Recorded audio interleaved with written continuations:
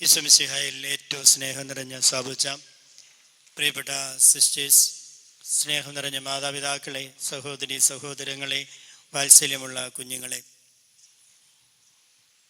തലശ്ശേരി അതിരൂപതയുടെ ഇങ്ങേയറ്റത്ത് അന്യമതസ്ഥര് തിങ്ങിപ്പാർക്കുന്ന ഈ പ്രദേശത്ത് ബദിയെടുക്ക എന്ന ഈ പ്രകാശഗോപുരം പോലെ മിന്നിത്തിളങ്ങി നിൽക്കുന്ന ഈ കൊച്ചു ഗ്രാമത്തിലേക്ക് കടന്നു വരാനും ഈ ചെറിയ കുന്നിൻ മുകളിൽ ഈ പ്രദേശത്തിനാകെ ആത്മീയ ഉണർവ്, തേജസ് പകർന്നേകിക്കൊണ്ട് പ്രഭ പൊഴിച്ചു നിൽക്കുന്ന ഈ ദേവാലയത്തിൽ നിങ്ങളോടൊത്ത് ബലിയർപ്പിക്കാനും സാധിച്ചത് ജീവിതത്തിൻ്റെ ഒരു വലിയ ഭാഗ്യമായി ഞാൻ കണക്കാക്കുകയാണ്. ആദ്യ കുടിയേറ്റക്കാരായിട്ട് ആരും തന്നെ ഇവിടെ ഇല്ല എന്ന് ഞാൻ വിശ്വസിക്കുന്നു. ഒരുപക്ഷെ ഒരു രണ്ടാം കുടിയേറ്റമോ മൂന്നാം കുടിയേറ്റമോ ഒക്കെ ആയിരിക്കാം നിങ്ങളെ ഇവിടേക്ക് എത്തിച്ചത്. ജോലിക്കായിട്ടോ ജീവിതത്തിൻ്റെ മറ്റ് ആവശ്യങ്ങൾ പൂർത്തീകരിക്കാനായിട്ടോ ഒക്കെ ഇവിടേക്ക് വന്നു ചേർന്ന നിങ്ങൾ 25 വർഷമായി ഈ വിശ്വാസ പൈതൃകം അഭംഗുരം മുന്നോട്ട് കൊണ്ടുപോകുന്നു എന്നത് ഞങ്ങൾക്കൊക്കെ വലിയ അഭിമാനവും സന്തോഷവും ഉണ്ടാക്കുന്ന ഒരു കാര്യമാണ്. നിങ്ങൾ ഇവിടേക്ക് വന്നപ്പോൾ ഇന്ന് ഈ കാണുന്ന സൗകര്യങ്ങളൊന്നും തന്നെ നിങ്ങൾക്കുണ്ടായിരുന്നില്ല. പക്ഷെ അപ്പോഴും നിങ്ങളുടെ മനസ്സിലുണ്ടായിരുന്ന ആദ്യ ചിന്ത ഞങ്ങൾക്ക് ഒരുമിച്ച് കൂടാനും ദൈവത്തിന് നന്ദിയും ആരാധനയും സ്തുതിയും അർപ്പിക്കാനും ഒരു ആലയം നിർമ്മിക്കണമെന്നതായിരുന്നു. അന്നത്തെ സാഹചര്യത്തിൽ സാധിക്കുന്നത് പോലെ നിങ്ങൾ ദൈവത്തിന് ആലയം നിർമ്മിച്ചു. വർഷങ്ങളോളം അവിടെ ആരാധനയൊക്കെ നടത്തി. തുടർന്ന് ഇങ്ങോട്ട് വന്ന ആത്മീയ പിതാക്കന്മാരുടെ ശിക്ഷണത്തിൻ്റെ കീഴിൽ നിങ്ങൾ ഉറച്ചു നിന്നു. നിങ്ങളുടെ കൂട്ടായ്മ, നിങ്ങളുടെ ഐക്യം നിങ്ങൾ പരമാവധി പ്രകടിപ്പിച്ചു. അങ്ങനെ കാലത്തിൻ്റെ തികവിൽ ദൈവഹിതപ്രകാരം ഈ പ്രദേശത്തുള്ള ആളുകൾക്ക് അല്ലെങ്കിൽ മനുഷ്യർക്ക് സ്വപ്നം കാണാൻ പോലും സാധിക്കാത്ത തരത്തിൽ സുന്ദരമായ ഒരു ദേവാലയം അത് പണി കഴിപ്പിക്കാൻ നിങ്ങളെ കൊണ്ട് സാധിച്ചു. ബദിയെടുക്ക എന്ന് കേൾക്കുമ്പോൾ തന്നെ ഞങ്ങൾക്കൊക്കെ വലിയ ഒരു വിസ്മയമായിരുന്നു.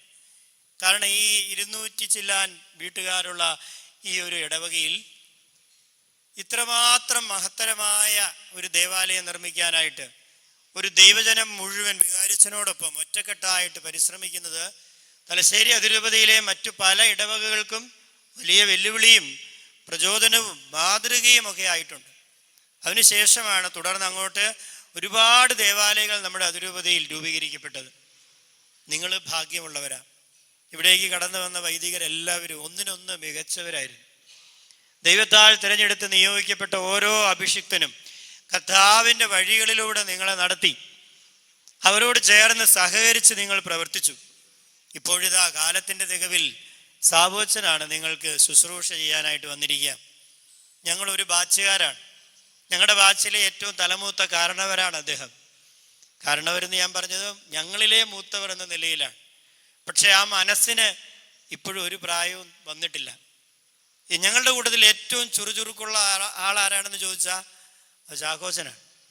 ചാക്കോച്ചൻ പ്രവർത്തിക്കുന്നത് പോലെ പ്രവർത്തിക്കാൻ, ഇത്രമാത്രം തീഷ്ണതയോടെ പ്രാർത്ഥിക്കാൻ, ബലിയർപ്പിക്കാൻ, ആത്മീയ ശുശ്രൂഷകൾ ചെയ്യാൻ ഞങ്ങളിൽ മറ്റാർക്കും ഇന്ന് വരെ കഴിഞ്ഞിട്ടില്ല. ചാക്കോച്ചനെ പോലെ മനുഷ്യന്റെ ഹൃദയങ്ങളെ സ്പർശിക്കുന്ന രീതിയിൽ ദൈവത്തിന്റെ വചനം പകർന്നേകാൻ ഞങ്ങൾക്ക് ആർക്കും കഴിഞ്ഞിട്ടില്ല. ഇപ്പം ഞങ്ങളിലെ ഏറ്റവും മികച്ചവനെയാണ് ഈ ഇടവകയിലേക്ക് നിയോഗിച്ചിരിക്കുന്നത്. അപ്പം അതുകൊണ്ട് ഞങ്ങളുടെ കൂട്ടുകാർ എവിടെയൊക്കെ സേവനം ചെയ്യുന്നു അതെല്ലാം ഞങ്ങളുടെ സ്വന്തം ഇടവക പോലെ ഞങ്ങൾ കണക്കാക്കും. ഞങ്ങൾ ഒരുമിച്ച് കൂടുമ്പോൾ ചാക്കോച്ചൻ ഇവിടുത്തെ വിശേഷങ്ങളൊക്കെ ഞങ്ങളോട് പറയാറുണ്ട്. അങ്ങനെ നിങ്ങളെ ആദ്യമായിട്ടാണ് കാണുന്നതെങ്കിലും നിങ്ങളെക്കുറിച്ച് ഒരുപാട് കേട്ടിട്ടുണ്ട്, അറിഞ്ഞിട്ടുണ്ട്, മനസ്സിലാക്കിയിട്ടുണ്ട്. നേരിട്ട് കണ്ടപ്പോൾ കേട്ടതിനേക്കാളും അപ്പുറമാണ് ഈ സത്യമെന്ന് ഞാൻ തിരിച്ചറിയുന്നു. ഇവിടെ ഇരിക്കുമ്പോൾ എത്ര മനോഹരമാണ് നിങ്ങളെല്ലാവരെയും കാണാൻ.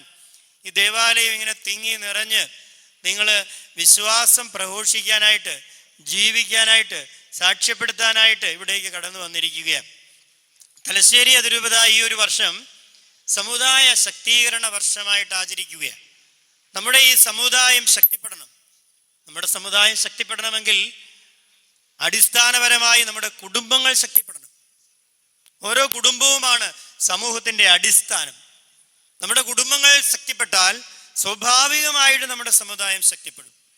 നമ്മുടെ കുടുംബങ്ങൾ ശക്തിപ്പെടണമെങ്കിൽ ഭാര്യ ഭർത്താക്കന്മാർ തമ്മിലുള്ള ബന്ധം, മാതാപിതാക്കൾ തമ്മിലുള്ള ബന്ധം അത് ദൃഢതരമാവണം. അവിടെ അസ്വസ്ഥതകളൊന്നും ഉണ്ടാകാൻ പാടില്ല. സ്വർഗം ഈ ഭൂമിയിലേക്ക് ഇറങ്ങി വന്നാൽ അതെന്തായി തീരുമെന്ന് ചോദിച്ചാൽ അതിനൊരു ഉത്തരമേ ഉള്ളൂ, അത് കുടുംബം. ദൈവം കുടുംബത്തെ സംവിധാനം ചെയ്തപ്പോ അവിടുത്തെ അനന്ത പദ്ധതിയുടെ ഭാഗമായി ദൈവത്തെ തന്നെ ഈ ഭൂമിയിൽ പുനരവതരിപ്പിക്കാനുള്ള നിയോഗം നൽകിയത് കുടുംബത്തിനാണ്. മനുഷ്യനെ സൃഷ്ടിക്കുന്നതിന് മുമ്പേ ദൈവം പറഞ്ഞു, നമുക്ക് നമ്മുടെ ഛായയിലും സാദൃശ്യത്തിലും മനുഷ്യനെ സൃഷ്ടിക്കാം. ദൈവത്തിന്റെ ഛായയും സാദൃശ്യവും എന്താ? പിതാവ്, പുത്രൻ, പരിശുദ്ധാത്മാവ് എന്നീ മൂന്ന് ആളുകൾ ഒന്നായി സ്നേഹത്തിൽ കൂട്ടായ്മയായി വസിക്കുന്നു. ഇത് തന്നെയാണ് കുടുംബത്തോട് ഈ ലോകത്തിൽ പുനരവതരിപ്പിക്കാനായിട്ട് ദൈവം നൽകിയിരിക്കുന്ന നിയോഗം. ഭാര്യയും ഭർത്താവും അവരുടെ മക്കളോടൊപ്പം സ്നേഹത്തിന്റെ കൂട്ടായ്മയായി ഐക്യത്തിൽ ഒന്നായി ജീവിക്കുക. അവരുടെ ആ പരസ്പര സ്നേഹവും പങ്കുവെക്കലും കരുതലും ശ്രദ്ധയും പ്രോത്സാഹനവും ഒക്കെ കണ്ടിട്ട് സ്വർഗം എന്താണെന്ന് മറ്റുള്ളവർ അറിയണം. ആ നിയോഗം പേര് ജീവിക്കുന്ന പ്രിയപ്പെട്ട നിങ്ങളെ കാണുമ്പോൾ നമുക്ക് വലിയ അഭിമാനമുണ്ട്, സന്തോഷമുണ്ട്. ഇന്ന് അമ്മമാർക്ക് വേണ്ടിയുള്ള ദിനമാണ്.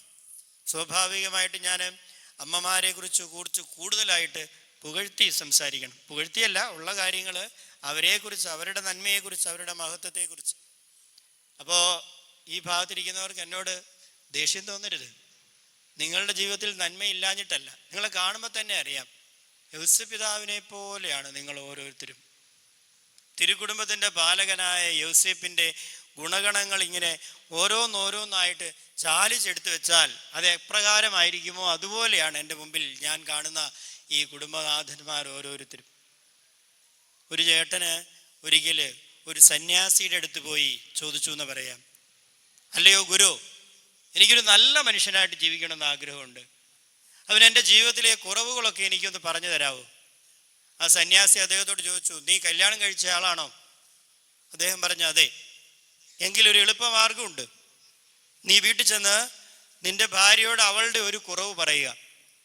അവളപ്പോ നിന്റെയും നിന്റെ അപ്പൻ്റെയും നിന്റെ അമ്മയുടെയും നിന്റെ കുടുംബ പരമ്പരയിലുള്ള സകല ആൾക്കാരുടെയും എല്ലാ കുറവുകളും നിനക്ക് പറഞ്ഞു തരും. ഈ ചേട്ടന്മാര് ഈ പാവം ചേട്ടത്തിമാരെ കുറിച്ച് പറയുന്ന പ്രധാനപ്പെട്ട പരാതികളിൽ ഒന്നാണ്, അവരെപ്പോഴും ഇങ്ങനെ ആവലാതി, കുറവുകൾ, പോരായ്മകൾ ഇങ്ങനെ പറഞ്ഞുകൊണ്ടിരിക്കും. വേറൊരു ചേട്ടൻ ഒരിക്കലും എൻ്റെ അടുത്ത് വന്ന് പറഞ്ഞു, എൻ്റെ അച്ഛാ, ഞങ്ങളൊക്കെ ഈ സിനിമയൊക്കെ കാണുമ്പോൾ ഈ യൂറോപ്പിലൊക്കെയുള്ള ചേട്ടത്തിമാര് കെട്ടിയോൻ ഉറങ്ങിക്കഴിയുമ്പോൾ ഒരു ഷീറ്റ് ദേഹത്തോട്ട് വിരിച്ചിട്ട് അടുത്ത് പോയിരുന്ന് ആ കവിളിലൊരു ഉമ്മയും കൊടുത്തിട്ട് പോയി കിടന്നുറങ്ങും. ഞങ്ങൾക്കും ഉണ്ട് ഭാര്യ. അവര് ഞങ്ങൾ ഉറങ്ങുന്ന തക്ക നോക്കി ഒന്നുകിൽ ഞങ്ങളുടെ ഫോൺ എടുത്ത് പരിശോധിക്കും, അല്ലെങ്കിൽ ഞങ്ങളുടെ പേഴ്സിൽ നിന്ന് എന്തെങ്കിലും അടിച്ചു മാറ്റും. ഒരിക്കലൊരു ചേച്ചി യൂട്യൂബ് നോക്കി ഫിഷ് മോളി ഉണ്ടാക്കി. ഫിഷ് മോളി ഇപ്പം യൂട്യൂബ് നോക്കിയാണല്ലോ പുതിയ ഐറ്റംസ് ഒക്കെ പരീക്ഷിക്കുന്നത്. അപ്പം അങ്ങനെ ഫിഷ് മോളി ഉണ്ടാക്കി വീട്ടിൽ കൊണ്ടുപോയി കെട്ടിയോനും മക്കൾക്കൊക്കെ കൊടുത്തു. അവരെല്ലാം അത് കഴിച്ചു കഴിഞ്ഞിട്ട് ഈ ചേർത്തി പോയി ഭർത്താവിനോട് ചോദിച്ചു, ചേട്ടായി എങ്ങനെ ഉണ്ടായിരുന്നു എൻ്റെ ഫിഷ് മോളി? ഈ മനുഷ്യൻ പറഞ്ഞു, എടി സൂപ്പറായിരുന്നു, നമുക്ക് ഇനിയും ഇടയ്ക്കിടയ്ക്ക് ഇതുപോലെ ഉണ്ടാക്കണം. അപ്പോൾ ഇവള് പറഞ്ഞു, ഇവിടെ നമ്മുടെ +2 പഠിക്കുന്ന മകൻ പറഞ്ഞത് അങ്ങനെയല്ലല്ലോ, വായി വെച്ച് കൂട്ടാൻ കൊള്ളുകയല്ല, ഇത് എവിടെ നിന്ന് നോക്കി ഉണ്ടാക്കിയതാ, മേലാൽ ഇത് കൂട്ട് പരിപാടി കാണിച്ചേക്കരുത് എന്നൊക്കെയാണല്ലോ. അപ്പം ഇയാൾ അവളുടെ മുഖത്തേക്ക് നോക്കി ശാന്തമായി പറഞ്ഞു, എടി അവൻ കൊച്ചല്ലേ, അവൻ എന്തറിയാം, കുടുംബജീവിതം ഭംഗിയായിട്ട് മുന്നോട്ട് കൊണ്ടുപോകാൻ ഏത് രീതിയിലാണ് സംസാരിക്കേണ്ടതെന്ന് വല്ലതും അവനറിയാവോ? കുറച്ചുകൂടെ കഴിയുമ്പോൾ ശരിയായിക്കൊള്ളും. എൻ്റെ പ്രിയപ്പെട്ട ചേട്ടന്മാരെ, നിങ്ങൾക്കൊക്കെ ഈ അമ്മച്ചിമാരെ കുറിച്ച് ഒരുപാട് കാര്യങ്ങൾ ഇങ്ങനെ ആവലാതികളായിട്ടും പരാതികളായിട്ടും പരിഭവങ്ങളായിട്ടും ഒക്കെ പറയാനുണ്ട് എന്നെനിക്ക് തീർച്ചയായിട്ടും അറിയാം.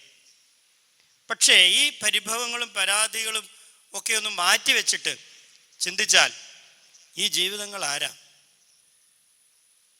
ഇത് പരിശുദ്ധ അമ്മയുടെ തനി പകർപ്പുകളാണ്. ഞാനിപ്പോൾ ഇവിടെ ഇരുന്ന് നോക്കുമ്പോൾ പരിശുദ്ധ അമ്മ ഈ റോസ് തരത്തിലുള്ള സാരി ധരിച്ചു വന്നാൽ, അല്ലെങ്കിൽ മറ്റു പല വേഷവിധാനങ്ങൾ ഇട്ട് വന്നാൽ എങ്ങനെ ഇരിക്കുമോ അതുപോലെയാണ്. ഇവരുടെ ഓരോരുത്തരുടെയും മുഖത്തിനു ചുറ്റും ഒരു പ്രഭാ വലയം ഇങ്ങനെ നിറഞ്ഞു നിൽക്കുകയാണ്. നിങ്ങൾ വിശ്വസിക്കുകയോ ഇല്ലയോ എന്നെനിക്കറിയില്ല.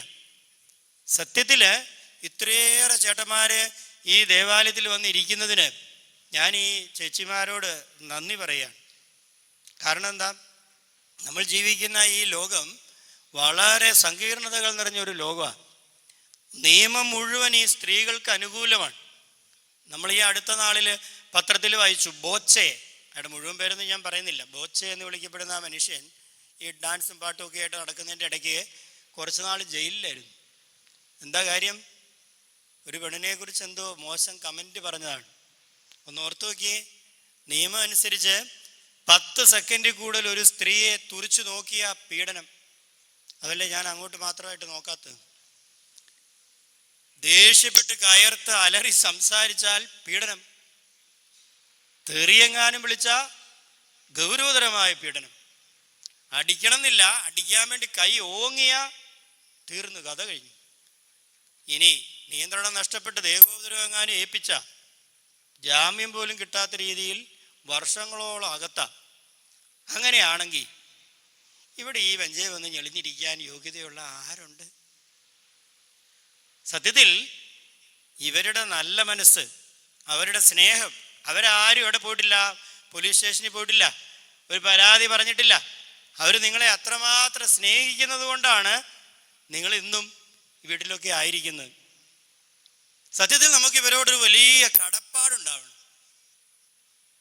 പലപ്പോഴും ഞങ്ങൾ ഈ ചേട്ടന്മാരോട് ചോദിക്കുക, എന്താ ജോലി? ഞാൻ ഡ്രൈവറാ, ഞാൻ ടീച്ചറാ, ഞാൻ എൻജിനീയറാ.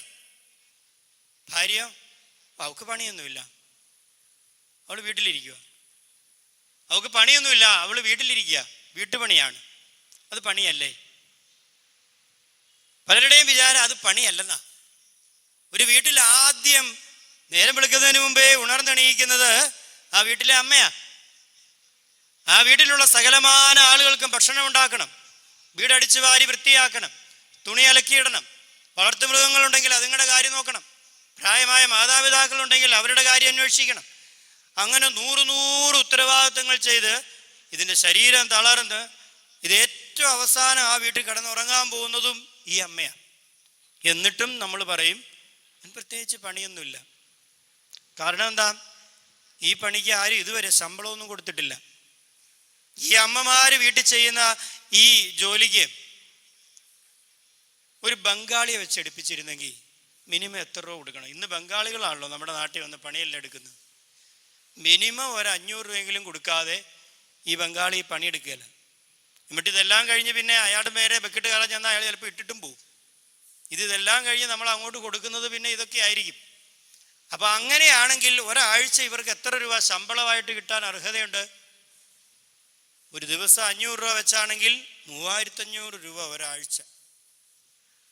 അപ്പോൾ ഒരു മാസമോ ഏകദേശം 15000-ഓളം രൂപ ശമ്പളം. അപ്പോൾ ഒരു വർഷമോ 15000 × 12. കൂട്ടി നോക്കാനൊന്നും പോകണ്ട, ബെഞ്ചേന്ന് തലയിറങ്ങി താഴെ വീഴും. ഇന്ന് വരെ എന്ത് കിട്ടിയിട്ടുണ്ട്? അപ്പം ഈ വർഷം ഇൻറ്റു കല്യാണം കഴിച്ച അന്ന് തൊട്ട് ഒന്നോർത്ത് നോക്കി, ഇതുവരെ നയാ പൈസ പ്രതിഫലം വാങ്ങിക്കാതെ ഈ കുടുംബത്തിന് വേണ്ടി, തൻ്റെ പ്രിയപ്പെട്ടവർക്ക് വേണ്ടി ഇങ്ങനെ അഹോരാത്രം പണിയെടുത്തുകൊണ്ടിരിക്കുന്ന വേറെ ആരുണ്ട്? ഇവരുള്ളത് കൊണ്ടാണ് ആ കുടുംബത്തിലുള്ള മറ്റെല്ലാവരും ഏറ്റവും ആരോഗ്യവാന്മാരായി, ഏറ്റവും സന്തോഷത്തോടെ, ഏറ്റവും സമാധാനത്തോടെ ജീവിക്കുന്നത്. പലപ്പോഴും ഈ ഭക്ഷണമൊക്കെ ഉണ്ടാക്കി തരുമ്പോൾ ചെറിയ ചെറിയ പോരായ്മകളുടെ, കുറവുകളുടെ ഒക്കെ പേരിൽ നമ്മൾ അവരോട് തട്ടിക്കയറാറുണ്ട്. എനിക്ക് സ്നേഹത്തോടെ നിങ്ങളോട് അപേക്ഷിക്കാനുള്ളത്, അങ്ങനെയൊന്നും ചെയ്തേക്കരുതേ. ചെറിയ കുറവുണ്ടെങ്കിലും നമ്മളതങ്ങ് അഡ്ജസ്റ്റ് ചെയ്ത് പോകണം. കാരണം എന്താ? നിങ്ങൾ കേട്ടിട്ടുണ്ടോ ഈ സയനൈഡ് ജോളി, കൂടത്തായി ജോളി കേട്ടിട്ടുണ്ടോ? അവൾ എന്നാ ചെയ്തത്?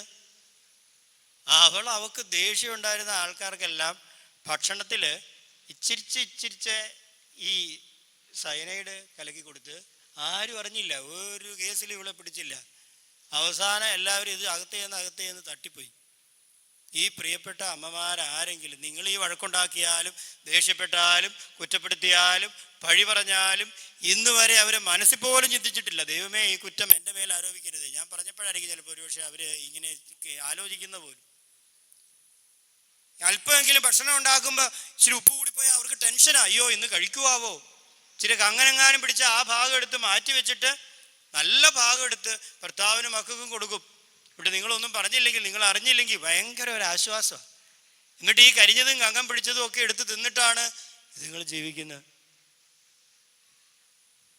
ഈ ഭർത്താക്കന്മാർക്ക് പലപ്പോഴും പെട്ടെന്നങ്ങ് ദേഷ്യം വരും.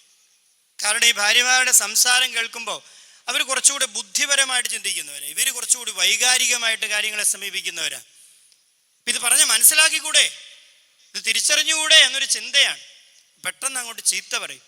പണ്ടൊക്കെ ഈ ചട്ടയും മുണ്ടുമൊക്കെ കൊടുത്ത അമ്മച്ചിമാരുടെയൊക്കെ കാലഘട്ടത്തിൽ അന്നത്തെ ചാച്ചന്മാര് ഇച്ചിരി കഴിച്ചിട്ടൊക്കെ വന്ന് വൈകുന്നേരം മിക്കവാറും ഈ അമ്മച്ചിമാരെ തെറി പറയും. അവർ പറയുന്ന തെറികളിൽ ഏറ്റവും ഈ അമ്മച്ചിക്ക് വേദന ഉണ്ടാക്കുന്ന തെറി അമ്മച്ചിയുടെ അപ്പനെ വിളിക്കുന്ന, അപ്പനെന്നൊന്നും അല്ല പറയാ, തന്തയ്ക്ക് വിളിക്കാന്ന്. ഇവിടെ നിന്ന് അങ്ങനെയൊന്നും പറയാൻ പാടില്ലാത്തതുകൊണ്ടാണ് ഞാൻ അത് പറയാത്തത്. അപ്പം അങ്ങനെ പറയുമ്പോൾ ഈ അമ്മച്ചിമാർ ചെയ്യുന്ന കാര്യം എന്താ? അങ്ങനെ പറയുമ്പോൾ ഈ അമ്മച്ചിമാർ ചെയ്യുന്ന കാര്യം എന്താ? അവർ ഈ ചങ്കിനിട്ടടിച്ച് കരയുന്ന ഒരു പരിപാടിയുണ്ട്. ചങ്കിനിട്ടടിച്ച് കരയും. പക്ഷെ നിങ്ങൾ ശ്രദ്ധിച്ചിട്ടുണ്ടോ, ഈ ചട്ടയും മുണ്ടും കൊടുത്ത് ഏതെങ്കിലും ഒരു അമ്മച്ചി അറ്റാക്ക് വന്ന് മരിച്ചിട്ടുണ്ടോ? എങ്ങനെ മരിക്കാനാ? ഇതുപോലെ എക്സർസൈസ് ഇവിടെ കിട്ടിയിട്ട് നല്ല പടപടാന്ന് ഈ ഹാർട്ട് പ്രവർത്തിച്ചുകൊണ്ടിരിക്കും അല്ലേ? എന്നാലും ഈ അമ്മച്ചി നല്ല ബുദ്ധിയുള്ളവളാ. ഈ ചങ്കിനിട്ട് അടിക്കുന്നതിൻ്റെ കൂടെ അമ്മച്ചി പറയുന്ന ഒരു ഡയലോഗുണ്ട്, എന്തിനാ മനുഷ്യ എപ്പോഴും എൻ്റെ വീട്ടിലിരിക്കുന്നവരെ പറയുന്നേ, എനിക്കിത് ഉണ്ടായിട്ടല്ലേ, ഇല്ലാത്തവൻ എന്തും പറയാലോ എന്ന്. അമ്മച്ചി എങ്ങനെയാ പറഞ്ഞു നിർത്തിയത്? എനിക്കിത് ഉണ്ടായിട്ടല്ലേ, ഇല്ലാത്തവൻ എന്തും പറയാലോ.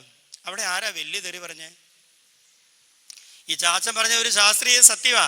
നിന്റെ സ്വഭാവത്തിന് ഉത്തരവാദി നിന്റെ അപ്പനും അമ്മയാണെന്ന് ആ ശാസ്ത്രീയ സത്യം അപ്പം പറഞ്ഞപ്പോൾ ആ തക്കത്തിൽ അമ്മച്ചി കയറി ഗോളടിച്ചു, നിങ്ങൾക്ക് ഈ സാധനമേ ഇല്ലെന്ന്. എന്നാലും തെറി പറഞ്ഞു എന്നുള്ള ചീത്തപ്പേരാർക്കാ? പാവം ചാച്ചന്. അമ്മച്ചി ആരാ? അമ്മച്ചി സഹനദാസി. പെണ്ണുങ്ങളോട് കളിക്കുന്ന സൂക്ഷിച്ചു വേണം. അവർ നല്ല കൃത്യമായ അളന്നു തൂക്കിയുള്ള മറുപടികളെ തരുള്ളൂ. ഒരിക്കൽ ഒരു വീട്ടിലെ ചേട്ടനും പിള്ളേരും കൂടെ TV കണ്ടുകൊണ്ടിരിക്കുക. ഇപ്പം പിള്ളേർക്ക് ഇഷ്ടം മഹാഭാരതത്തിൻ്റെ സീരിയലാണ്. അതിങ്ങനെ കണ്ടുകൊണ്ടിരിക്കുമ്പോൾ ദശരഥൻ്റെ രാമായണ, ഇപ്പം ദശരഥൻ്റെ കഥയാണ് പറഞ്ഞുകൊണ്ടിരിക്കുന്നത്. അപ്പം ഈ ചെക്കൻ അപ്പനോട് ചോദിച്ചു, അല്ലപ്പാ ഈ ദശരഥ രാജാവിന് ഇതാ 3 ഭാര്യമാര്, കൗസല്യ, കൈകേയി, സുമിത്ര. അപ്പന് ഒരെണ്ണമല്ലേ ഉള്ളൂ, അതെന്ത് പറ്റി? അപ്പം ഈ അപ്പൻ പറഞ്ഞു, എൻ്റെ മോനെ അപ്പനും ആഗ്രഹമൊക്കെ ഉണ്ടായിരുന്നടാ. അപ്പോൾ ഉണ്ട് അടുക്കളയിൽ നിന്ന് ഒരു കലം താഴോട്ട് വീഴുന്ന ശബ്ദം, പിന്നെ ഒരു അശരീരിയും കൂടെ കേട്ടു. രാമായണം ഇപ്പം തീരും, മഹാഭാരതം ഉടനെ തുടങ്ങുമെന്ന്. എന്ന് പറഞ്ഞാൽ യുദ്ധത്തിൻ്റെ കാര്യമല്ല ഉദ്ദേശിച്ചത് പുള്ളിക്കാരത്തി. മഹാഭാരതം സീരിയലിലെ പ്രധാനപ്പെട്ട ഒരു കഥാപാത്രമുണ്ട്. ആരാത്? പാഞ്ചാലി. അവൾക്ക് എത്ര ഭർത്താക്കന്മാരാ?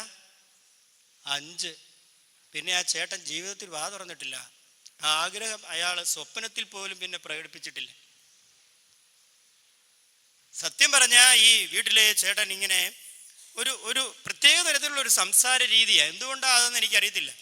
ഇവിടെ ഞാൻ കാര്യങ്ങൾ തീരുമാനിക്കും, ഇവിടെ ഞാൻ പറയുന്നത് പോലെ കേട്ട് അനുസരിച്ച് പോകാമെന്നുണ്ടെങ്കിൽ പോയാൽ മതി.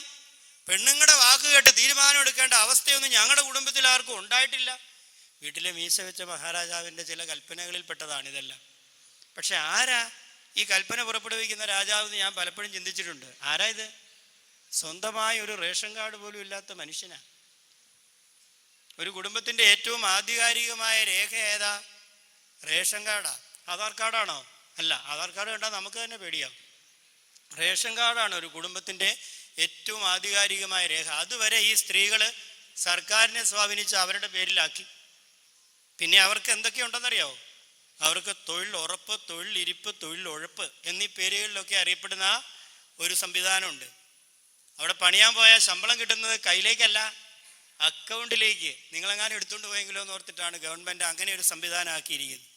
പിന്നെ അവർക്ക് കുടുംബശ്രീ, ജനശ്രീ, ആശ്രീ, ഈശ്രീ എന്നൊക്കെ പറഞ്ഞ് കുറേ ശ്രീകളുണ്ട്. അവിടെ എല്ലാം ചെറിയ ചെറിയ നിക്ഷേപം. പിന്നെ അയൽക്കൂട്ടമായി പല കൂട്ടങ്ങളായി അവിടെ എല്ലാം ചെറിയ ചെറിയ നിക്ഷേപം. പിന്നെ ചിട്ടിയുണ്ട്. അങ്ങനെ അത്യാവശ്യം തിരിക്കാനും മറിക്കാനും വീട്ടിൽ പൈസ ഉള്ളത് ആരുടെ കയ്യിലാ?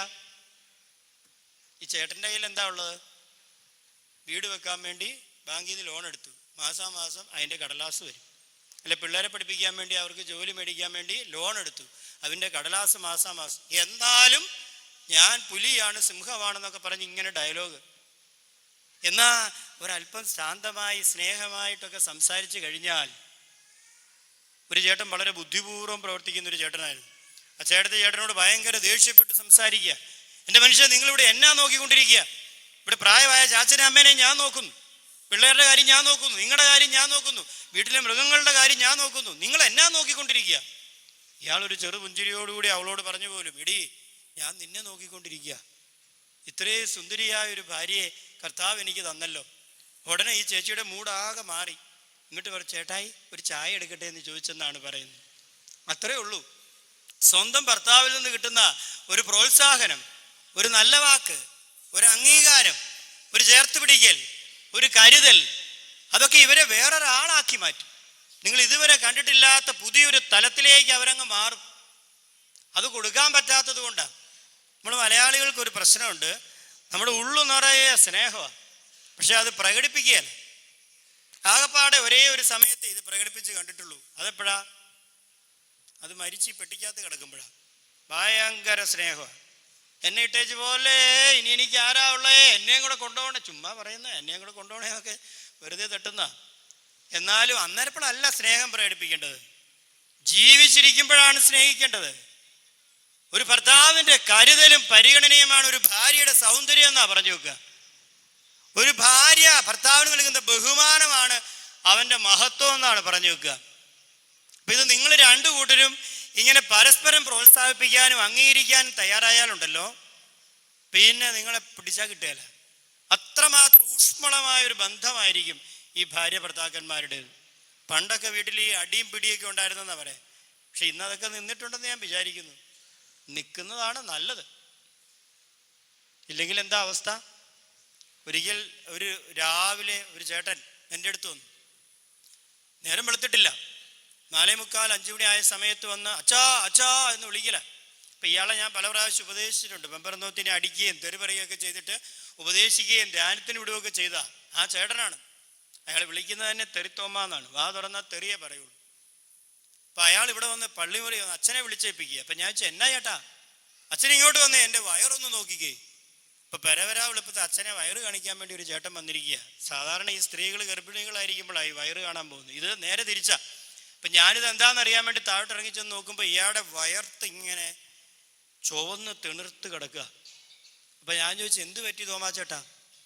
അപ്പം ഇയാൾ എന്നോട് പറയാ, എൻ്റെ അച്ഛൻ ആ പറയുന്ന മാലാഖയില്ലേ, എന്നോട് സ്നേഹിക്കാൻ ആവശ്യപ്പെട്ട മാലാഖ, അവളുടെ ഗുണമധികാരമാണ്. എന്നെ വാക്കാന്ന് എനിക്ക് ഇപ്പോഴും പിടികിട്ടിട്ടില്ല. കൂടുതൽ ഗുണങ്ങളുള്ളവളെന്ന അർത്ഥത്തിലായിരിക്കും. അപ്പം ഞാൻ ചോദിച്ചു, എന്ത് പറ്റിയെന്ന് അന്വേഷിച്ച് പിടിച്ച് വന്നപ്പോൾ എന്താ, ഇയാൾ സ്ഥിരം വെള്ളം പിടിച്ചിട്ട് വന്ന് ഈ ഭാര്യ ഉപദ്രവിക്കുമായിരുന്നു. ഇപ്പം മദ്യപിച്ച് വന്നിട്ട് ചെയ്യുന്നതായതുകൊണ്ട് എന്തെങ്കിലും കൈ കിട്ടുന്നതൊക്കെ വെച്ച് എറിയും. ദേഹത്തൊന്നും കൊള്ളാറില്ല, മുന്നങ്ങ് തെറ്റിപ്പോകുന്നുണ്ട്. പക്ഷെ തലേദിവസം എറിഞ്ഞപ്പോൾ ഇതിൻ്റെ മുതുകത്ത് പോയി കൊണ്ടു. നല്ല വേദനയെടുത്ത് ഇങ്ങനെ മുഴച്ചു വന്നു.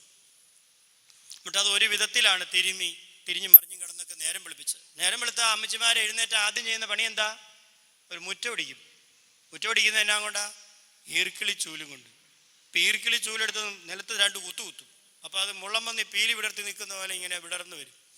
അങ്ങനെ പുറത്തേക്ക് ഇറങ്ങാൻ നോക്കുമ്പോഴാണ് കാലമാടൻ കട്ടിലെ മലന്ന് കിടക്കുന്നത് കണ്ടത്. ഒരു നിമിഷം ഈ ചേട്ടത്തിയുടെ നിയന്ത്രണം വിട്ടുപോയി. അങ്ങോട്ട് ചെന്നിട്ട് 2 കൈയും പൊക്കി സർവ്വശക്തിയും സമാഹരിച്ച് പള്ള നോക്കി ഒറ്റ അടിയടിച്ചു, ഒറ്റ ഓട്ടം വെച്ചു കൊടുത്തു. തോമ അയ്യോ എന്ന് പറഞ്ഞ് ഉറക്കത്തിലായിരുന്നല്ലോ, കാറി നിലവിളിച്ച് നോക്കിയപ്പോൾ ഒരു എത്തുപിടിയും കിട്ടിയില്ല.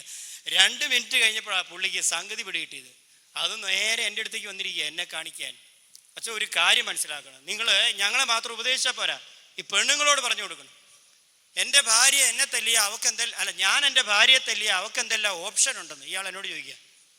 അപ്പം ഞാൻ വിചാരിച്ചത് എന്താ അശ്വമേധം കളിവല്ലോ ആണ്, ഓപ്ഷൻ ഉണ്ടെന്നൊക്കെ ചോദിച്ചു വന്നിരിക്കും. അപ്പം ഇയാൾ അച്ഛനെന്ന് ആലോചിച്ച് നോക്ക്, ഞാൻ എൻ്റെ ഭാര്യയെ തല്ലിയ അവൾക്ക് അവിടെ കിടന്ന് കരയാം, അവൾക്ക് അയലോക്കത്ത് പോയി പറയാം, അവളുടെ വീട്ടിൽ പറയാം, എൻ്റെ വീട്ടിൽ പറയാം, പള്ളിയിൽ അച്ഛൻ്റെ അടുത്ത് പോയി പറയാം, പോലീസ് സ്റ്റേഷനിൽ പോയി പറയാം. എന്നാൽ എൻ്റെ ഭാര്യ എന്നെ തല്ലിയാലോ? അത് 1.5 ചോദ്യമായിപ്പോയി. അയാൾക്ക് അവിടെ കിടന്ന് കയറാൻ പറ്റുമോ?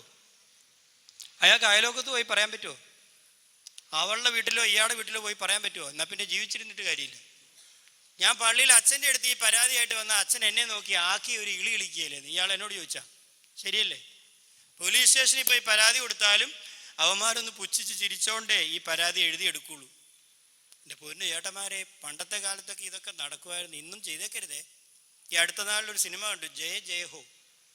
നിങ്ങളെല്ലാം കണ്ടിട്ടുണ്ടെന്നാണ് ഞാൻ വിചാരിക്കുന്നത്. എല്ലാവരും ചിരിക്കുന്നുണ്ട്. അതിൻ്റെ അർത്ഥം കണ്ടിട്ടുണ്ടെന്നാണ്. ജയ ജയഹോ എന്ന് പറഞ്ഞ സിനിമയിലെ കഥാപാത്രമാണ് ജയ. അവളുടെ കെട്ടിയവൻ സാധാരണക്കാരനൊരു ഭർത്താവിനെ പോലെ അവളോട് ദേഷ്യപ്പെട്ടു. നല്ല ദേഷ്യം വന്നപ്പോൾ ഒരു അടി വെച്ചു കൊടുത്തു. അപ്പോൾ അവൾ പറഞ്ഞു, എൻ്റെ ദേഹത്ത് തൊട്ടു പോകരുത്. അപ്പോൾ ഇവൻ തനത് ശൈലിയിൽ, തൊട്ടാ നീ എന്ത് ചെയ്യൂടെ, നീ അടിക്കുവോ, നടിക്കടി അടിക്കടി എന്നൊക്കെ പറഞ്ഞ് അങ്ങോട്ട് ചെന്നതേ ഓർമ്മയുള്ളൂ. ഇവൾ അടിച്ച് മടക്കി ആ TV സ്റ്റാൻഡിൻ്റെ ചുവട്ടിലേക്ക് ചവിട്ടി കൂട്ടിയിട്ടു. പിന്നെ എഴുന്നേറ്റ് നടക്കത്ത് പോലുമില്ല. ഈ ചേട്ടത്തിമാരെല്ലാം പഴയതുപോലെ അല്ല കേട്ടോ. ജയ ജയഹോ. പണ്ടത്തെ അമ്മച്ചിമാർ ഈ ചങ്കിനിട്ടൊക്കെ അടിച്ചാണ് ജീവിച്ചിരുന്നതെങ്കിൽ ഇന്ന് നിങ്ങൾ കൈ പോകുന്നതിന് മുമ്പേ അടി പൊട്ടിക്കഴിയും. ഇവിടുത്തെ ചേച്ചിമാരൊന്നും അങ്ങനെ ചെയ്യല്ല. ഞാൻ വേറെ സ്ഥലത്തെ ആൾക്കാരെ കുറിച്ചാണ് പറയുന്നത്. എന്നാലും നമ്മൾ ഈ വഴക്കുണ്ടാക്കേണ്ടവരും, പരസ്പരം കുറ്റം പറയേണ്ടവരും, കലഹം ഉണ്ടാക്കേണ്ടവരും, കുടുംബത്തിന്റെ സമാധാനം നഷ്ടപ്പെടുത്തേണ്ടവരും ഒക്കെ ആണോ? നമ്മളിന്ന് വചനത്തിൽ വായിച്ചു കേട്ടു, ക്രിസ്തു സഭയെ സ്നേഹിക്കുന്നത് പോലെ ഭർത്താവ് ഭാര്യയെ സ്നേഹിക്കണം. ക്രിസ്തു എങ്ങനെയാ സഭയെ സ്നേഹിച്ചത്? തൻ്റെ തന്നെ ജീവൻ ആത്മദാനമായി കൊടുത്തുകൊണ്ടാ. ഒന്നും തിരിച്ച് പ്രതീക്ഷിച്ചിട്ടല്ല. ഈ സഭയുടെ ആദ്യത്തെ പതിപ്പ് എന്താ? ഒറ്റിക്കൊടുത്തവൻ, തള്ളിപ്പറഞ്ഞവൻ, ഇട്ടേച്ചു പോയവൻ, ഒറ്റയൊരെണ്ണം കൂടെ ഇല്ലായിരുന്നു വിഷമത്തിന്റെ സന്ധികളിൽ. എന്നിട്ടും ക്രിസ്തു സ്നേഹിച്ചു. വേദനിപ്പിച്ചവരോടൊക്കെ ക്ഷമിച്ചുകൊണ്ട് ക്രിസ്തു സ്നേഹിച്ചു. സ്ലീഹ പറയാ, ക്രിസ്തു സഭയെ സ്നേഹിച്ചതുപോലെ ഭർത്താവ് ഭാര്യയെ സ്നേഹിക്കണം. ഭാര്യയോട് പറയാ, സഭ ക്രിസ്തുവിന് വിധേയായിരിക്കുന്നത് പോലെ ഭാര്യമാർ എല്ലാ കാര്യങ്ങളിലും ഭർത്താക്കന്മാർക്ക് വിധേയരായിരിക്കണം. നിങ്ങൾ തമ്മിൽ ഈ ഒരു സ്നേഹത്തിന്റെ കെമിസ്ട്രി വർക്ക് ചെയ്താലുണ്ടല്ലോ, പിന്നെ നിങ്ങളുടെ ആ ജീവിതം കണ്ട് മറ്റുള്ളവർക്കൊക്കെ കൊതി തോന്നും. അത്ര സുന്ദരമായിരിക്കും നിങ്ങളുടെ ജീവിതം. നിങ്ങളുടെ കുടുംബം ഈ ഭൂമിയിലെ സ്വർഗമായി മാറും. കൂടുമ്പോൾ ഇമ്പമുള്ളതാണ് കുടുംബമെന്ന പഴഞ്ചൊല്ല് അന്വർത്ഥമാകും നിങ്ങളുടെ കുടുംബത്തിൽ. നിങ്ങളുടെ ഏറ്റവും വലിയ സന്തോഷം, ഏറ്റവും വലിയ ലഹരി അത് നിങ്ങളുടെ പ്രിയപ്പെട്ടവരോടുകൂടെ കുടുംബത്തിലായിരിക്കുന്നതാവും. മറ്റൊന്നും നിങ്ങൾ തേടിപ്പോവില്ല. നിങ്ങൾക്ക് മദ്യമോ മയക്കുമരുന്നോ അരുതാത്ത ബന്ധങ്ങളോ ഒന്നും ആവശ്യമായിട്ട് വരില്ല. മറിച്ച് നിങ്ങളുടെ പ്രിയപ്പെട്ടവരോടുകൂടി ചെലവഴിക്കുന്ന ഓരോ നിമിഷങ്ങളും നിങ്ങൾക്ക് അത്രമേറെ വിലപ്പെട്ടതായിത്തീരും. നമുക്കറിയാലോ, ഈ അടുത്ത നാളിലൊക്കെ മനുഷ്യൻ പെട്ടെന്ന് അങ്ങ് കുഴഞ്ഞു വീണ് മരിക്കുക. നിന്ന നിപ്പിൽ തീർന്നു, അറ്റാക്ക് വന്ന് മരിച്ചു. ഞാൻ ഈ അടുത്ത നാൾ എൻ്റെ പ്രിയപ്പെട്ട പാപ്പനെ കാണാൻ വേണ്ടി പോയി. ICU-ല് പാപ്പന് ശ്വാസം എടുക്കാൻ പോലും പറ്റുന്നില്ല. ഭയങ്കര വിഷമിച്ചാണ് ഈ ശ്വാസം എടുക്കുന്നത്. ശ്വാസം എടുക്കാനൊക്കെ പറ്റാതെ വന്ന് നമ്മൾ ഈ ICU-ലൊക്കെ കിടക്കുമ്പോൾ, ICU എന്ന് പറഞ്ഞാൽ എന്താ? ICU ആത്മീയമായ അർത്ഥത്തിൽ അവർ പറയുന്ന ഇപ്രകാരമാണ്, ICU എന്ന് നമ്മൾ ദൈവത്തോട് പറയുന്ന, ഞാൻ നിന്നെ കാണുന്നു കർത്താവേ, നീ മാത്രമേ ഉള്ളൂ ഇനി എനിക്ക്. ആ അവസ്ഥയിലൂടെ ഒക്കെ കടന്നു പോകുമ്പോൾ നമ്മൾ ചിന്തിക്കണം, ഒരു ജീവിതമല്ലേ ഉള്ളൂ, എപ്പോഴാ തീരുക എന്ന് പറയാൻ പറ്റിയല്ല. അതിങ്ങനെ പിണങ്ങിയും വഴക്കിട്ടും അസ്വസ്ഥതകൾ ഉണ്ടാക്കിയും അഭിപ്രായ വ്യത്യാസങ്ങളുമായിട്ട് കൊണ്ടുപോകേണ്ടതാണോ? ഒരിക്കലുമല്ല. അത് സ്നേഹിച്ച്, അത് പരസ്പരം വളർത്തി, അത് പരസ്പരം പ്രോത്സാഹിപ്പിച്ച്, അത് പരസ്പരം നന്മ ചെയ്ത്, ഏതൊക്കെ കഴിവുകളാണോ എൻ്റെ പങ്കാളിക്കുള്ളത് അതൊക്കെ കണ്ടെത്തി അതിലേക്ക് അവരെ വളർത്താനായിട്ട് എന്നെ കൊണ്ടാവുന്നത് പോലെ എല്ലാം പരിശ്രമിച്ച് അവരെ സന്തോഷിപ്പിക്കുന്നതിൽ ആത്മനിർവൃതി കണ്ടെത്തി മുന്നോട്ട് പോകുന്ന, അങ്ങനെ ജീവിക്കാനായിട്ട് നിങ്ങൾക്ക് ഓരോരുത്തർക്കും കഴിയട്ടെ എന്ന് ഞാൻ പ്രാർത്ഥിക്കുക. നമ്മുടെ മക്കളെ കുറിച്ചൊക്കെ നല്ല കരുതലുള്ളവരായിട്ട് നിങ്ങൾ മാറണം. നിങ്ങൾക്ക് ഈ പരസ്പര സ്നേഹം ഉണ്ടെങ്കിലേ, നിങ്ങൾ തമ്മിൽ ഒരു നല്ല പരസ്പര ധാരണയുണ്ടെങ്കിലേ അതൊക്കെ സാധിക്കൂ. നമ്മുടെ യുവജനങ്ങളൊക്കെ അവർ ഈ വിവാഹത്തിന് ഒരുക്കമായിട്ടുള്ള കോഴ്സ് കൂടാൻ വരുമ്പോൾ ഞാൻ അവരോട് പലപ്പോഴും കുരിശു വരയ്ക്കാനായിട്ട് ആവശ്യപ്പെടും. ഇങ്ങനെയല്ല, മുഴുവൻ കുരിശു വര, വിശുദ്ധ കുരിശിൻ്റെ അടയാളത്താലേ. അപ്പോൾ ഇവരുടെ പ്രാർത്ഥനയും വരയും തമ്മിൽ ഒരിക്കലും ഒത്തുപോകുന്നില്ല, അറിയത്തില്ല. സംശയം ഉണ്ടെങ്കിൽ നിങ്ങൾ വീട്ടിൽ ചെന്ന് നിങ്ങളുടെ യുവ തലമുറയിലുള്ള മക്കളെ കൊണ്ടൊന്ന് കുരിശ് വരപ്പിച്ച്. കുമ്പസാരത്തിനുള്ള ജപമൊന്നും ചെല്ലിച്ചേക്കരുത് കേട്ടോ, നമ്മൾ ഞെട്ടിപ്പോകും. ഇതുവരെ നമ്മൾ കേട്ടിട്ടില്ലാത്തൊരു പുതിയ കുമ്പസാരത്തിനുള്ള ജപം അവരുണ്ടാക്കി വെച്ചിരിക്കുക. പ്രാർത്ഥനയൊന്നും അറിയത്തില്ല. ഞാൻ അവരോട് പറഞ്ഞു, നമസ്കാരങ്ങളുണ്ട് നമ്മുടെ കത്തോലിക്ക സഭയിലെ പ്രാർത്ഥനകൾ, 33 കൂട്ടം നമസ്കാരങ്ങൾ. അവർക്ക് ആകെപ്പാട് ഒരു നമസ്കാരം അറിയത്തുള്ളൂ, നമസ്കാരം. ആ നമസ്കാരമല്ല, പ്രാർത്ഥനകൾ, ജപമാല. ഇതൊക്കെ നമ്മുടെ കുടുംബങ്ങളിലുണ്ടോ? കുടുംബങ്ങളിലുണ്ട് ഇപ്പോഴെങ്കിലും, അല്പാൽപമായിട്ടെങ്കിലും. പക്ഷെ നമ്മുടെ മക്കൾ ജോലിക്കായിട്ടും പഠനത്തിനായിട്ടും ഒക്കെ പോകുന്നവരുടെ ജീവിതത്തിൽ കൈവിട്ട് കളയരുതേ പ്രിയപ്പെട്ട മാതാപിതാക്കളെ. നമ്മുടെ ഈ കുഞ്ഞു മക്കള് അവർ വളർന്നു വരുമ്പോൾ നിങ്ങൾക്ക് അവർക്ക് കൊടുക്കാനുള്ള ഏറ്റവും വലിയ സമ്പത്ത് എന്താ? നിങ്ങൾക്ക് പരസ്പരമുള്ള ഈ സ്നേഹമാണ്, നിങ്ങൾ ജീവിച്ച് കാണിക്കുന്ന വിശ്വാസമാണ്, നിങ്ങൾ അവർക്ക് നൽകുന്ന മാതൃകയാണ്. കഴിഞ്ഞ ദിവസം UKG പഠിക്കുന്ന 2 പേര് തമ്മിൽ പൂര അടി. ടീച്ചറെ വിളിച്ച് കാരണം അന്വേഷിച്ചപ്പോൾ പറയാ, ഇവൻ്റെ ലൈനിനെ അവൻ നോക്കിയെന്ന്. UKG പഠിക്കുന്നവൻ്റെ ഒരുത്തൻ്റെ ലൈനിനെ വേറൊരുത്തൻ നോക്കി, അതാണ് കാരണം. ഈ കഴിഞ്ഞ ആഴ്ച ഒരു സിസ്റ്റർ എന്നെ വിളിച്ച് സംസാരിച്ചപ്പോൾ ആ സിസ്റ്റർ സ്കൂളിൽ 5ാം ക്ലാസ്സിലാണ് പഠിപ്പിക്കുന്നത്. 5ാം ക്ലാസ്സിൽ പഠിപ്പിക്കുന്ന സിസ്റ്ററിന് ഫെബ്രുവരി 14 വാലന്റൈൻസ് ഡേയുടെ അന്ന് ആ ക്ലാസ്സിലെ ഒരു പയ്യൻ അവൻ കടയിൽ പോയിട്ട് ഈ ലവ് ചിഹ്നം കൊണ്ടുള്ള കുറേ മുത്തുകളൊക്കെ ഉണ്ട് മേടിച്ച് അത് മനോഹരമായി കോർത്ത് സുന്ദരമായി ഇങ്ങനെ കയ്യേലിടാനായിട്ട് ഒരു മാല പോലെ ആക്കി, ഒരു വള പോലെ ഇങ്ങനെ ആക്കി കൊണ്ടേ കൊടുത്തിരിക്കുക. ഹാപ്പി വാലന്റൈൻസ് ഡേ മിസ് എന്നും പറഞ്ഞു. നമ്മൾ ഉദ്ദേശിക്കുന്ന ലെവലിലേക്കൊന്നും അല്ല നമ്മുടെയൊക്കെ പിള്ളേരുടെ വളർച്ച പോക്ക് എന്ന് മനസ്സിലാക്കിയിരിക്കുക. നമ്മുടെ പിള്ളേരെ ഇങ്ങനെ പിടികൂടാൻ വേണ്ടിയും ലൈംഗിക അതിപ്രസരം നാട്ടിൽ മുഴുവൻ ഇങ്ങനെ നിറഞ്ഞു നിൽക്കുക. അവരുടെ ഈ വളർച്ചയെത്താത്ത പ്രായത്തിൽ ഇതിനൊക്കെ അവർ അടിമകളായി പോയി കഴിഞ്ഞാൽ പിന്നെ തിരിച്ചു പിടിക്കാൻ പോലും പറ്റാത്ത രീതിയിൽ കണ്ണുനീരൊഴുക്കേണ്ടി വരും ജീവിതകാലം മുഴുവൻ. മയക്കുമരുന്നിന്റെ ലോബി, അത് മിഠായിയുടെ രൂപത്തിലും പേനയുടെ രൂപത്തിലും സ്റ്റാമ്പിന്റെ രൂപത്തിലും ഒക്കെ വ്യത്യസ്ത രൂപഭാവങ്ങളിൽ നമ്മുടെ മക്കളെ കാർന്നു തിന്നാനായിട്ട് കാത്തിരിക്കുക. വിട്ടുകൊടുത്തേക്കരുത്. ഒരു കഴുകനും കൊത്തിക്കൊണ്ടു പോകാത്ത രീതിയിൽ, ആർക്കും തട്ടിയെടുക്കാനാവാത്ത രീതിയിൽ വിശ്വാസം കൊണ്ട്, വിശുദ്ധി കൊണ്ട്, പ്രാർത്ഥന കൊണ്ട് ഈ കുഞ്ഞുങ്ങളെയെല്ലാം ചേർത്ത് പിടിക്കാൻ നിങ്ങൾക്ക് കഴിയണം.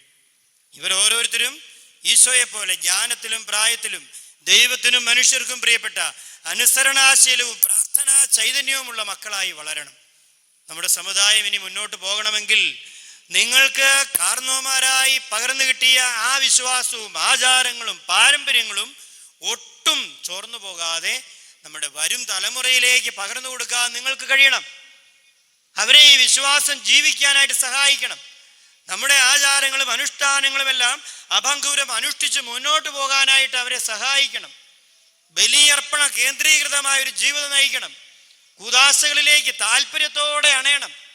കുടുംബ പ്രാർത്ഥന ഒരു ചടങ്ങായി മാറാതെ ദൈവത്തെ കണ്ടുമുട്ടുന്ന, ദൈവത്തോട് ജീവിതാനുഭവങ്ങൾ പങ്കുവെക്കുന്ന നിമിഷങ്ങളായിട്ട് മാറണം. അതുകൊണ്ട് പ്രിയപ്പെട്ടവരെ, നിങ്ങളുടെ എല്ലാ കുടുംബങ്ങളും അനുഗ്രഹിക്കപ്പെടട്ടെ എന്ന് പ്രാർത്ഥിക്കുകയാണ്. വളരെ പ്രത്യേകമായിട്ട് നമ്മൾ ഇന്ന് മാതൃദിനമായിട്ട് ആചരിക്കുമ്പോൾ നമ്മുടെ കുടുംബത്തിൻ്റെ വിളക്കാണ് അമ്മ എന്നാണ് പറയുക. അമ്മ വിളക്കായി പ്രകാശിക്കുന്നത് സ്നേഹത്തിൻ്റെ എണ്ണ ജീവിതത്തിൽ ആവോളം ഉണ്ടാകുമ്പോഴാണ്. ഈ അൾത്താരയിൽ ബലിപീഠത്തിലൊക്കെ നമ്മൾ വിളക്ക് കത്തിച്ചു വെച്ചിട്ടുണ്ട്. എന്താ അതിൻ്റെ അടയാളം?